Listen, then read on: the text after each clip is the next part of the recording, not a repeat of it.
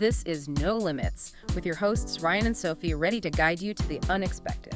Okay, so get this right. Today, we are diving into time management. You know that thing we all struggle with? Like every single day.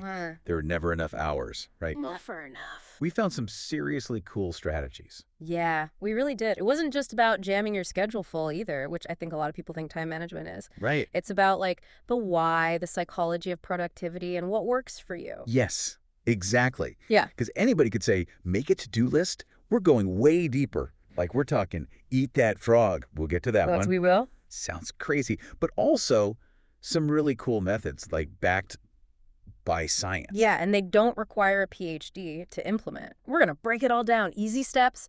Hopefully you walk away like ready to be super productive. Yes. Unlock those superpowers. Let's do it. Okay. So first up, the Pomodoro technique. I'm going to be honest. When I first heard this, I thought we were talking like pasta. Yeah, I get that a lot. Is that bad? It's way more effective for productivity than a plate of spaghetti, though. Okay, good to know. No matter how delicious. Okay. So the Pomodoro technique is all about breaking your work into intervals, focused intervals. So traditionally, that's 25 minutes, and then you take a little break, 5 minutes. Okay, so 25 on, 5 off. Sounds pretty easy. But I feel like the genius part is that break, right? It's not just about like grabbing another cup of coffee. Right. It's actually preventing like burnout. Burnout, exactly. It's like interval training, but for your brain, you know? So like our brains are not meant to focus for hours and hours on end. That's not how we were like, built. Back in the day, you were out there like hunting and gathering, and you need those breaks. Right. So it's tapping into that, preventing that mental fatigue. Like giving your brain that little recharge so Yeah. you can actually focus when you need to. Because also, think about it, when you know a break is coming up, you're less likely to get distracted. That's right. Because you're like, okay, I can check my phone in 5 minutes. I can go get that snack. Yeah, it's working with your brain, not against it. Love that. Yeah. Okay. Speaking of working with something, Kanban. The Kanban method. If you love visuals, oh my gosh, this is for you. Organization, sticky notes. Sticky notes, yes. Whiteboards. If you're a whiteboard person, this is for you. So imagine like you have a board, you've got your columns, so like your to-do, you're doing, and you're done. And you're literally taking the tasks, you can write them on cards, you're moving them across the board. Yes. And you're seeing the progress. It's not just this like daunting list that never ends. Exactly. And it helps you visualize like, oh, where are the bottlenecks? Where are things piling up? Like if everything's piling up in the doing column, it's like, okay, maybe I need to reevaluate. Maybe I need to delegate. It's like traffic management, but for your to-do list. Love it. Okay, speaking of tackling those to-dos, let's talk about a technique called Eat That Frog. Okay. Now this one, the name, I don't know how to feel about it. It's not the most appealing, I'll say that. It's a little, yeah. But it's about getting that big, daunting task done first thing. Yeah. Like, what is the thing? What is on your to-do list that you keep putting off? Okay, full disclosure, I am the queen of procrastination. Like if I don't want to do it, I'm putting it off. That's where this comes in. So you get it done. It sets the tone for the whole day. You feel accomplished. You're like, all right, bring it on. Whatever else you got. It's like everything else after that is easy compared to that one thing. Right. Exactly. Perspective. It's all about mindset. Okay. So we've eaten that frog. Let's talk about time boxing. This one sounds exactly like it is. You're putting it in a box of time. You got it. It is exactly what it sounds like. So it's like assigning blocks of time for your tasks. So instead of saying, okay, I'm going to work on this presentation today, it's like, okay, from 10 to 12, presentation, it's making that commitment. It's like literally giving yourself an appointment. But with your productivity, I love that. But what I struggle with is actually sticking to it. Yeah. What if that time block ends and I'm not done? Well, that's where planning comes in, like being realistic about how much time tasks take you. It's better to overestimate than underestimate, Yeah. And think about those little things, too, that can add up. Like, oh, I need a new pen. Or like, I'm going to go get water. Totally. Yeah. Distractions are everywhere. Everywhere. Okay, so what if you are feeling overwhelmed by the amount of tasks, just the volume? Yes, all the time. That's where this next one comes in. It's called the Eisenhower matrix. Okay, this sounds very official. Like, do I need like a spreadsheet for this? No spreadsheets required. Think of it as a simple but powerful way to prioritize. So you've got your urgent, you've got your important, you put them on a grid. Okay, so I'm picturing like little soldiers My tasks are little soldiers on a battlefield. Okay, yeah, I like that. So where do I put them? Okay, so you want to focus your energy on the urgent and important. Okay. Like those are get it done now, Got it. urgent but not important. Delegate, Oh, okay. important but not urgent, we're going to schedule. Okay. We're Great. going to put it on the calendar. I love that. Because sometimes it does feel like you're being pulled in a million different directions. This feels like it would help so much. And it's a really helpful visual, too, to see it that way. Okay, speaking of, like, focusing on what matters, we've got the Pareto principle, also known as the 80-20 rule. Have you heard of this one? The 80-20 rule, yes. Yeah. Like this is like the secret formula to maximize what you're doing. Yeah. But I struggle with like, which 20% do I actually need to focus on? Yeah, that's where you've got to take a step back. What is going to move the needle? Okay. Like, what are the tasks that if you did them and you did them well would have the biggest impact? Like the pressure points, yes. Yes, exactly. And then from there, it's like, okay, can I delegate the rest? Can I get rid of some things? Do I really need to do that? Okay.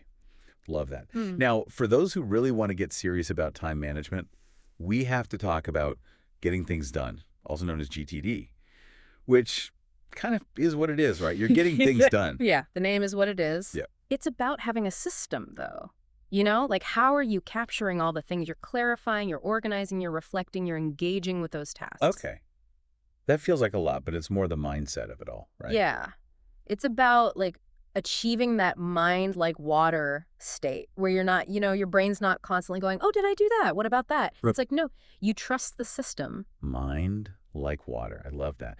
Okay, so let's say you want something a little simpler. We have the 1-3-5 method. Tell me about it. Okay, this one's all about balance. So it's making a to-do list that feels achievable, Yes, balance. Love that. So it's 1 big task, 3 medium tasks, 5 small tasks Okay. per day. Okay, so you're not getting bogged down by the little stuff, but you're not just focusing on this huge thing and getting overwhelmed. Exactly. Like a balanced meal, but for productivity. I like that. You have your carbs, your protein, your vegetables. Yes, exactly. Keep you going. Oh, Okay, and last but not least, we have to talk about biological prime time. Tell me more.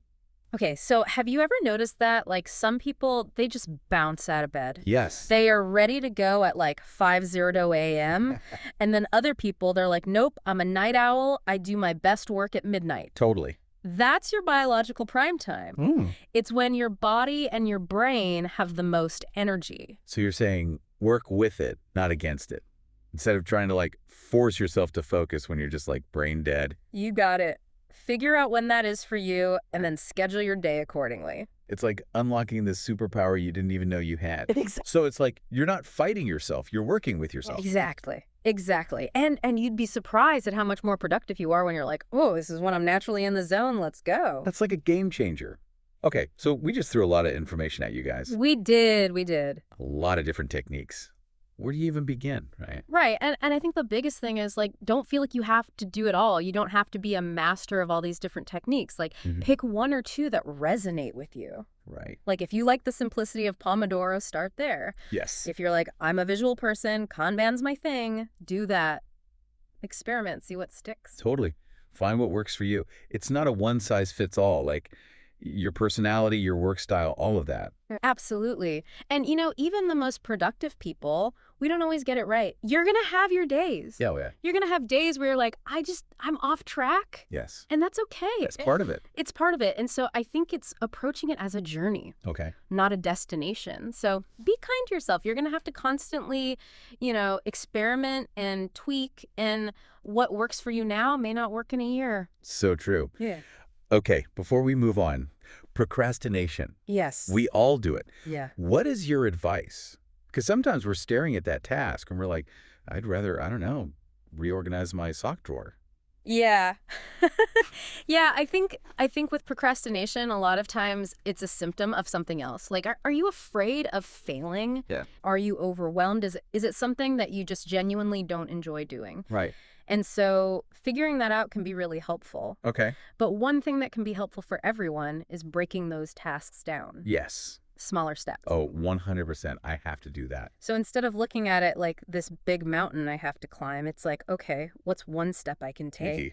Put one foot in front of the other. And then celebrate your wins along the way. Like, oh, I did that. Yes. Even if it's something small. Because the more you can train your brain to be like, oh, this feels good to get things done. Yeah.